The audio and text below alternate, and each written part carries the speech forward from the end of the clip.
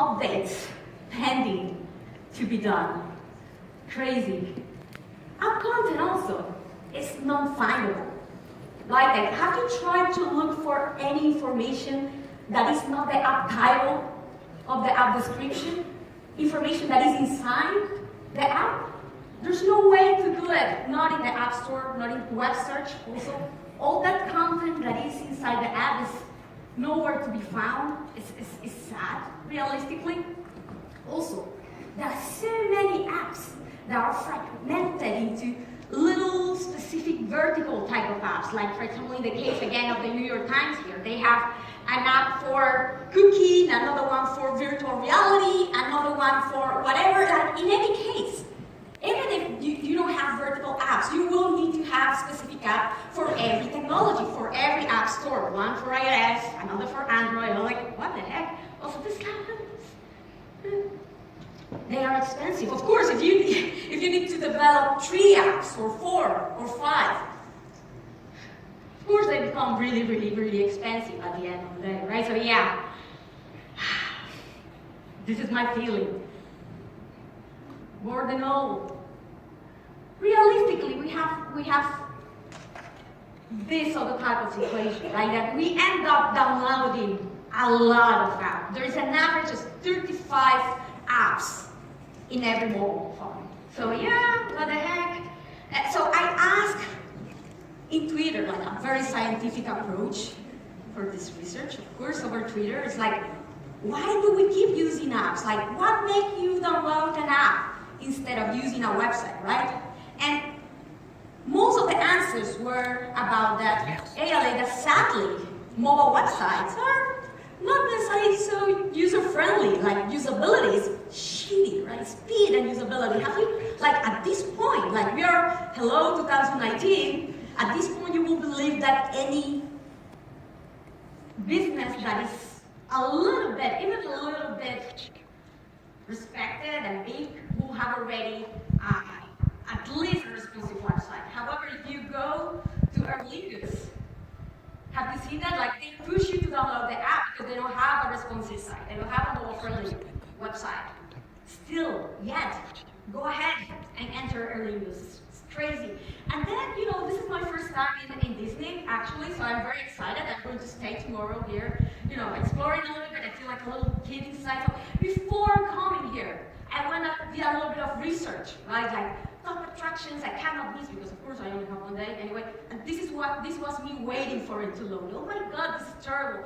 Of course I could see the ads for adorable puppies for sale, but I was not looking for that. No Disney clips, so terrible speed, right? And at the end of the day, you need internet connection. This is one of the main challenges, right? To access the content on the mobile web. A good reason for you to use an app, even if they are not ideal also, right? It's easier to access apps also for frequent use because they have the direct accesses on our own phones. And their apps have access also to use a lot of our phone capabilities, functionalities, the hardware of our phones. So there are many technologies here, many functionalities here that we cannot realistically use on mobile websites, even if they are very usable and they are super fast, etc., etc. And last but not least, one of the main reasons why we end up using a lot of apps is this one. We are forced to use them. Oh my God, I went to Reddit just because I wanted to self-spoil myself and see who's going to die next in Game of Thrones. In the Game of Thrones channel, by the way, if you like it, this here, our freefall. Really, really good. Anyway, when I was waiting for it to download, this is the screenshot that I have. The Reddit app is 50% faster than the web. Go there. Really? And then I access, I enter, and I get the banner. You want a better experience? Download the app. Again and again and again. Even when I was already seeing the actual content on the mobile website. Like some of you may die, yes. Me being pushed to your app. I will. One day. Hopefully not today. And realistically, we only use 1/3 of the apps that we install. So yes, we end up installing a lot for many different reasons. We don't use them that many of them, right? So yes, as I was saying, this whole thing, this whole relationship, apps versus web, not only the apps, on mobile is broken. How many of you think now that this is all broken? Yes? I see a little bit more hands. Yeah, we're getting there. So there's an opportunity, and this is an opportunity that has become more obvious now, and we should all leverage. This is an opportunity that we should take advantage of. And the one who owns this opportunity will own this high share of the market. On one hand, we have the reach of the mobile one. On the other one, we have the apps that end up having very little of them, high engagement, because of this usability and functionality benefits that we cannot have with mobile websites. And progressive web apps are the ones, technology that we have now that is capable to close this gap. So this is the good news. Is that we have this issue, we have been having this problem already for a while, this gap of functionality versus reach, mobile app versus web. We didn't have choice, we didn't have the option, the technology to use to close the gap. Now we have it. Progressive web apps is a web app, is a website too. It lives on the web, but provides a native-like experience to web users, right? So they are reliable, they're fast, they're engaging. They provide all of these functionalities that we will look to see on a mobile app, like the connectivity. They can be used offline. They allow us to add a shortcut on the screen or of our phone, but they are linkable, unlike apps. They're installable, they are fresh, but also it is possible to search for their content because it's web-based. So they close the gap between the two. They function online, we have push notifications in that, they're installable on home screen, full screen experience, all this functionality that we were not able to have on the web until now. Win-win. There are 4 technologies that allow progressive web apps to provide this type of amazing functionality, app functionality on the web. First, the application shell architecture that allows them to be very fast, or usually faster. They are secure, they need to use TLS, so they need to run in HTTPS. They use service workers. Service workers are the ones that allow the progressive web apps to work offline too. This is really, really good. And finally, the web app manifest is a little JSON file that will allow us to install the app, or to be requested to be installed on the home screen of any smartphone too. And at the moment, all modern browsers already support progressive web app capabilities. This is the good news. And not only on mobile, also on desktop. And you will say, like, why do we want them on desktops? At the end, we live in a multi-device world reality. We are switching all the time. So it's also reasonable to have no process or at all, or have this type of app functionality also when we are on our own computers, desktop computers too. I have to say, it's not everything ideal, of course. There are some resistance, as it is reasonable, right? Like, especially the iOS, the Apple people, even the Android people, progressive web app, it's highly supported by Google from the side of Chrome. However, from the side of Android, we can see here, Google is like a star with different planets. It's such a strong planet, an Android planet. And of course, the Android people, the Android planet, their team, is not very happy to give away all the control that they have with the native apps, of course. However, it is inevitable that this happens at some point. It's not about having control. It's providing users much more functionality, as good as functionality in the open standards, in the open web, instead of proprietary type of technology. It should be a win-win type of relationship, independently of the specific themes. So, because of this, up to this point, it's very, very tricky to get your progressive web app to the app stores. That is the only con I would say at this point. Still on reachability of progressive web apps. There are ways to work around it. It's like, for example, in this post that you can see in the slides, which, by the way, I will be sharing. You can see already in SlideShare, bit.ly SEO for progressive web apps, SEO for PWAs, and don't worry, I will be tweeting about it, so you will have all these resources also to check out. So this guy was able to do a little bit of a workaround to upload their progressive web app by using a wrapper. I think it was a Cordova wrapper, the native wrapper, to be allowed in the App Store. So yes, it's a little bit of an effort, but you can end up doing it in some way or another. Progressive web apps are the future of the web, right? And this is an actual ebook that Google and Microsoft published a few months ago. What the heck, it's like, realistically, this is a natural evolution of how we distribute and consume our software. It's a quote from that book, too. I don't think that there's much of insecurity around this anymore, right? Like, what is the next thing that we can expect to be working at, to be optimizing for, etc., etc. Additionally, the websites that have already implemented progressive web apps, there are a few of them, like Com, Trivago, I think it is AliExpress, also the mobile site, Starbucks. We are going to see a few different use cases here. They usually end up getting a much better engagement with their users because all of these additional benefits, of course, right? There is something important, though, to note. Up to this point, using progressive web app, that won't help you on SEO. I mean, it's not a ranking factor.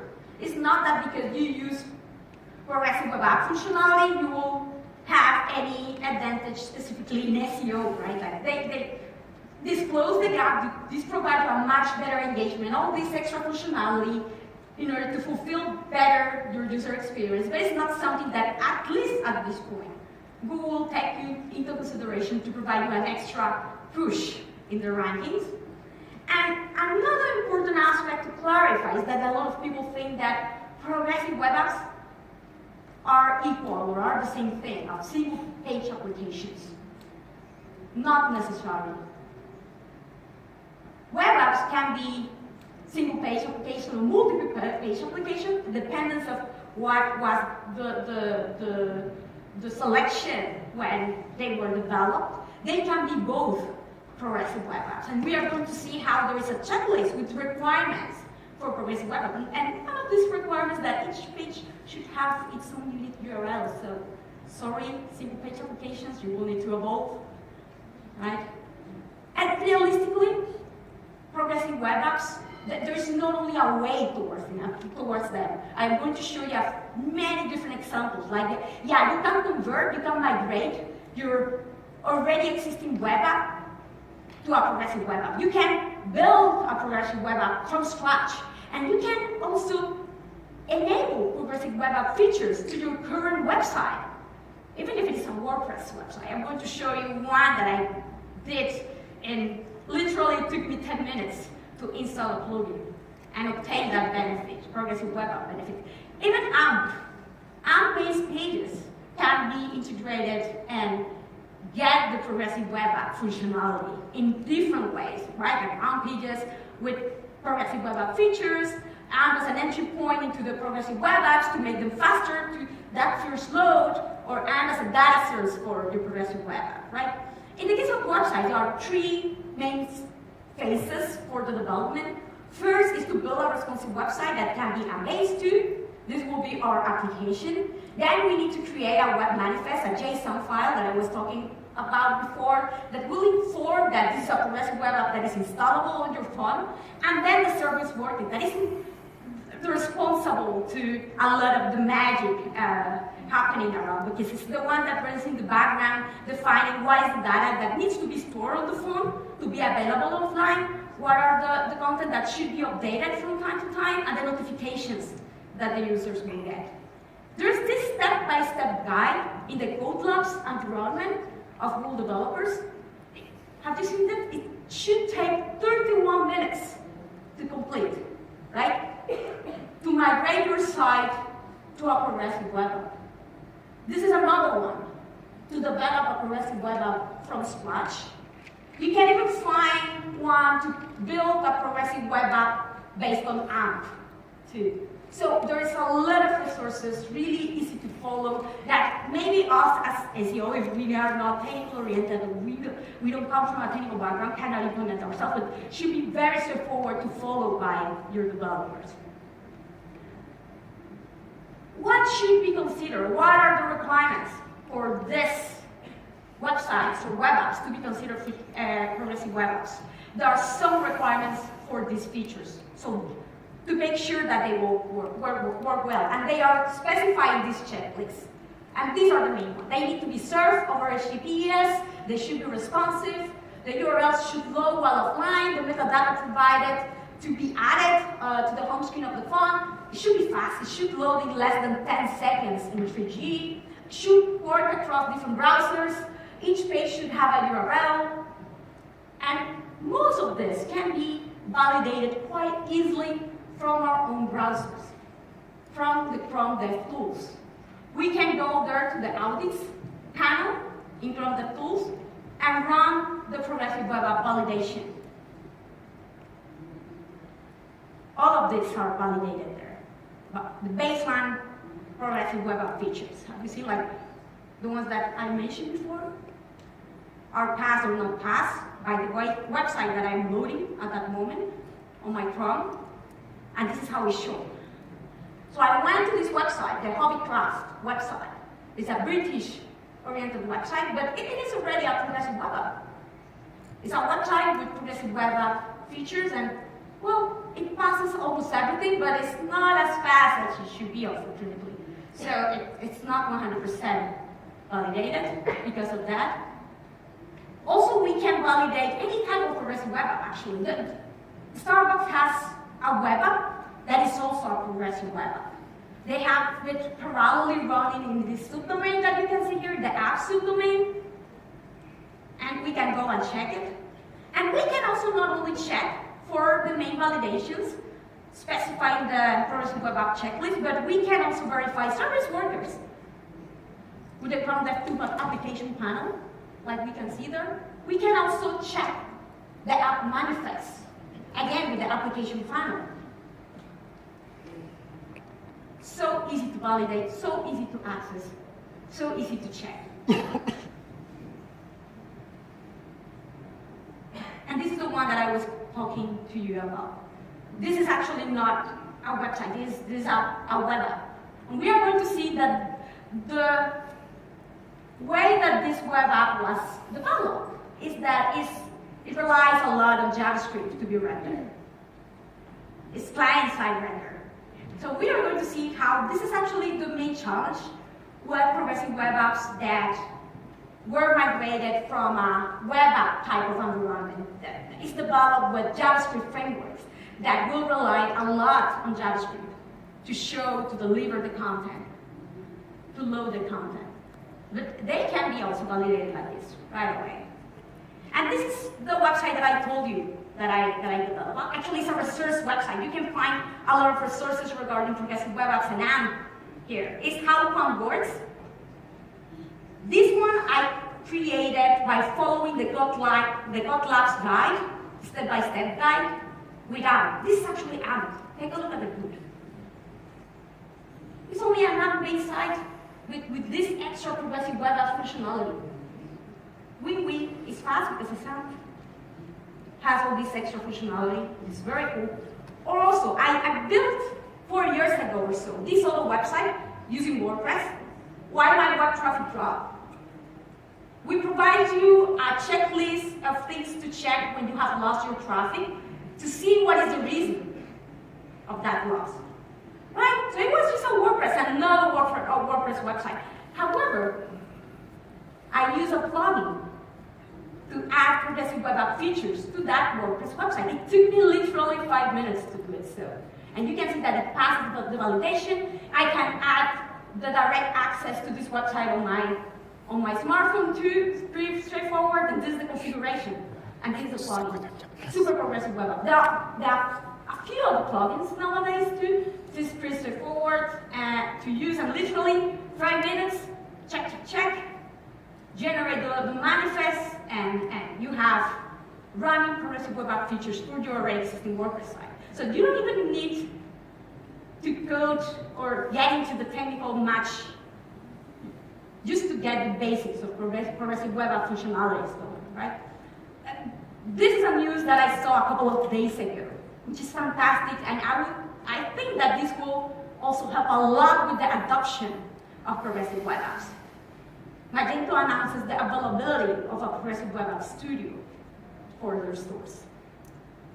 So, as far as I can see, this is a trend and the next evolution of the web that is only beginning, and it's so easy to implement. However, just because our progressive web apps, websites that are based on progressive web apps, passes the previously described validations for the functionality, that doesn't mean that they are automatically optimized for SEO. We also need, additionally, as with any website, to make sure that they are SEO friendly. And I have to say, like, they, in the progressive web app checklist, they also include some requirements that are SEO related, very basic. Like each page has to have a URL, site content is indexed by Google, canonical URLs are provided when necessary, avoid uses of fragment identifiers in the URLs to stuff, schema metadata is included or not. Sorry, sparse, as I mentioned before, the single page applications, because they will need to move over to show different URLs per page. However, this is the thing. Most of these characteristics and requirements are not validated by default by Lighthouse. So sadly, we cannot verify them all just with content tools as we did before, right? We need to do a proper SEO audit. And this is important. We should, of course, not only take into consideration these very fundamental type of characteristics and requirements that the progressive web app checklist give us. We should do a proper audit, I have to say, and also take into consideration the best practices that Google shared with us for progressive web apps a couple of years ago already.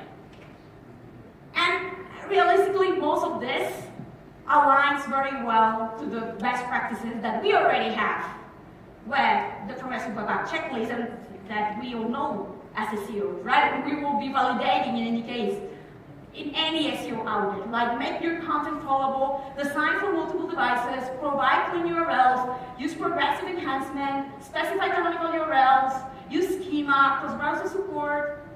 Well, hopefully we are already validating for all this. However, it's important that we do this in progressive web apps, especially when we identify that they are progressive web apps that were migrated from a web app environment like the one of Starbucks that I showed before, because of what John Mueller mentioned here in this Hangout edition, and also in this post of Google and Master Central. That because many of these web apps were built in this JavaScript-heavy environment, relying a lot in them. Well, we will need to validate, to check well if this content is rendered by Google. But it's not because they are progressive web apps, it's because they were relying a lot on JavaScript at the end of the day, right? So, yeah, this is what can happen. Let's take a look. This is the Starbucks apps that I was showing before. And we can see how this content here is shown in the DOM, not shown in the HTML, right? They use client rendering for it. So it looks like this when JavaScript is disabled in the browser. Yeah, I love it. No, really, but yeah. That is why it's important, it's critical to validate, to verify if Google correctly renders this content.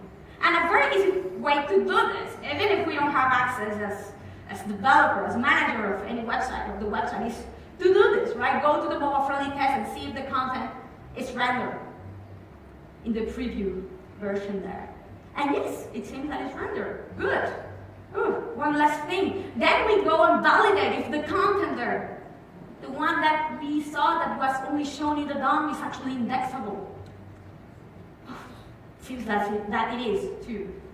However, we need to be aware that this is only one page, small website, And the problem or the challenge with JavaScript rendering especially happens when it's a huge website that takes a lot of time, especially to load or to render the content. And there's this two-way of indexing that happens with JavaScript because it takes so much of the resources from Google that it will need to wait for a bit to be taken into consideration. And if possible, we want completely to avoid this type of situation, right? To simplify things and to control things and validate things much more easily, to make the work of Google much more easily, right? And instead of relying on client-side rendering, to rely on server-side rendering.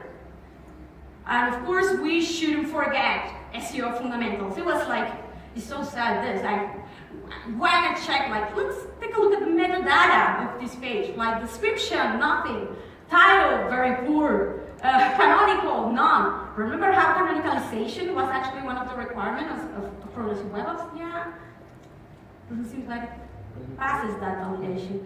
So this whole validation and what to look for and exemplary indexable progressive web apps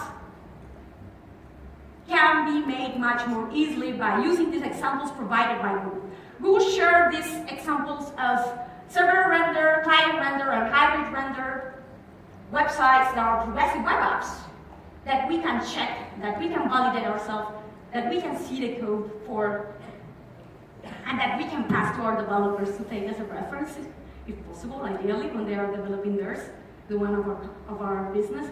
Funnily enough, this is all the irony, right? I was checking, I was validating this progressive web apps provided by Google, and when I went to check the client-side render one, take a look at the URL one. It started in HTTPS, client's indexable progressive web app, was not shown in the preview. Are you seeing the blank page? Oops. First thing that I thought was like, oh my God, it's not correctly rendered. What is happening here? And then I realized that all of these resources, of course, the JavaScript, a lot of JavaScript, the CSS, that is being used to render the content is not being found. And the reason why it is not being found is because it was being served in HTTP instead of HTTPS. Take a look. I validated again this website in HTTP. Let's remember, it is a progressive web app, so it should be in HTTPS. But anyway, I validated it in HTTP. And it rendered because the resources were there. This is why it is so important. Even Google, I mean, everybody can make mistakes. But this is why it is so important to be consistent and validate it all, to do a full audit, technical content audit. And crawl with and without JavaScript, and compare these crawls like this. Any SEO crawlers nowadays offer these options. Like in this case, I am using Sample, but you can do this with deep crawl, with Bodify, with OnCrawl, with Systrix. You can do it with whatever crawlers that you use to verify the differences and make sure that they are both aligned and following not only the SEO best practices provided by Progressive Web App Checklist or Google, but the one that we all know as SEOs that should be a priority in today's JavaScript-heavy work. One thing to note, to finish. Realistically, progressive web apps, as you can see, they don't provide an extra challenge for us as SEOs, for things to validate, or things that will make our website's crawlability or indexability easier or more difficult at the end of the day, right? It's like, it only adds this amazing extra functionality that we see that are the burning reasons for users to still prefer and use mobile apps at the end of the day. And there was this study that was done last year that was published in the State of Progressive Web Apps that shows you most of the investigated progressive web apps, they were already fulfilling the SEO best practices provided by the SEO checklist. So if these teams, if these websites, if these web apps went through the whole efforts to enable this functionality, they also have made sure, maybe at some point, at that point, maybe in the past quite surely, that this was already an SEO-friendly website, right? So again, It's easy to install, easy to enable, easy to migrate if you need to migrate. It doesn't help you purely on SEO, and it doesn't challenge much more SEO nowadays than we have with our today's technological type of complexities, relying a lot in JavaScript. Validations that we need to make sure that we do anyway, whether it is a progressive web app or not. So as far as I can see, there's no excuse to enjoy our fault tests. There's no excuse to provide a much better mobile experience to our users and to get ahead of our competitors by already start building and providing an experience that will be the future of the web. It's time to go progressive. That is all I can say now. My name is Aleyda. Something about my memories. And if you like my session, I will tweet now the slides so you can have them. You can follow me at Aleyda.